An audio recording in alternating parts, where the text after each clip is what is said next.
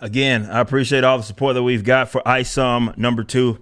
This campaign's off to a roaring start. It's really only been 5 days and closing in on 12,000 total purchasers. 1.5 million we're closing in total sales. You still got some time to get some of the more limited items. Cover C will probably be the first thing that sells out of the copies because it's the foil cover, special variant. Go check that out by my man Shane Davis. Another wild story here. And again, the fixation of sexuality continues. But there's more things that I want to talk about. What is this? This Oklahoma City. Okay.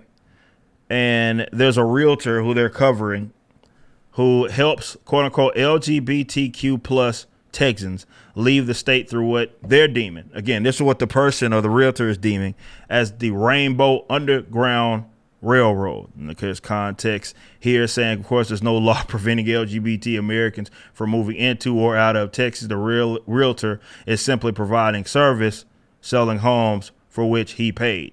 So he bought the homes and he's selling the homes. And the way that he's looking at it is like, I can help people because, that's what's happening in Florida, Texas areas as such, where they're presenting it as if they're under attack. They even use the term genocide, which is insane just because of, people don't want fourth graders to be talking and being taught about sexuality nonsense in the classroom. So they feel that is an attack on them. So it's got, I guess they're talking about getting out of these places because it doesn't allow them to do that anymore in public schools, which should be eliminated in the first place. And so this person here has provided in this story is a realtor, and he's helping people leave the state through the Rainbow Underground Railroad.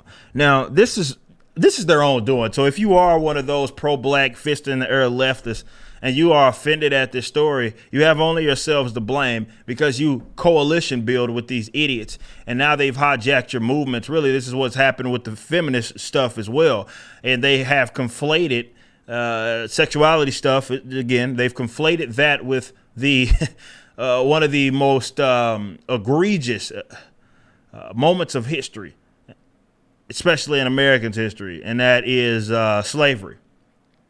And the black experience, if you will, back then.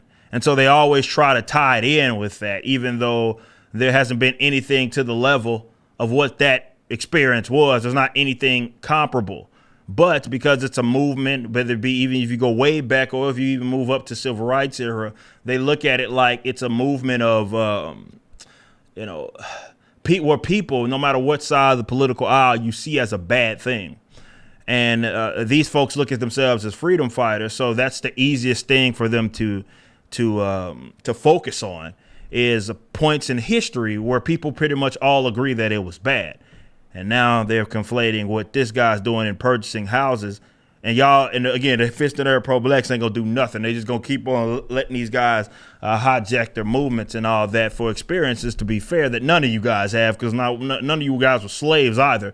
To be completely fair, but they've mixed all that stuff in, which is why they use all these acronyms. They use all of these, they act as if basically anything outside of being straight and white is the same, and they couple everybody together, even like the term POC, right? They couple everything together and every experience together, which allows them to do this, and nobody looks at them like they're sideways. So that's the way that I see it. It's less about, oh yeah, what they're doing is just outrageous, because of course it is outrageous. I look at it like you've emboldened these people, and often the folks that they're emboldened by, again, are fist in the air, acting like they, obviously rightfully so, looking at those experiences like they're the worst things that had probably ever happened, at least to people that were their relatives, albeit very distant.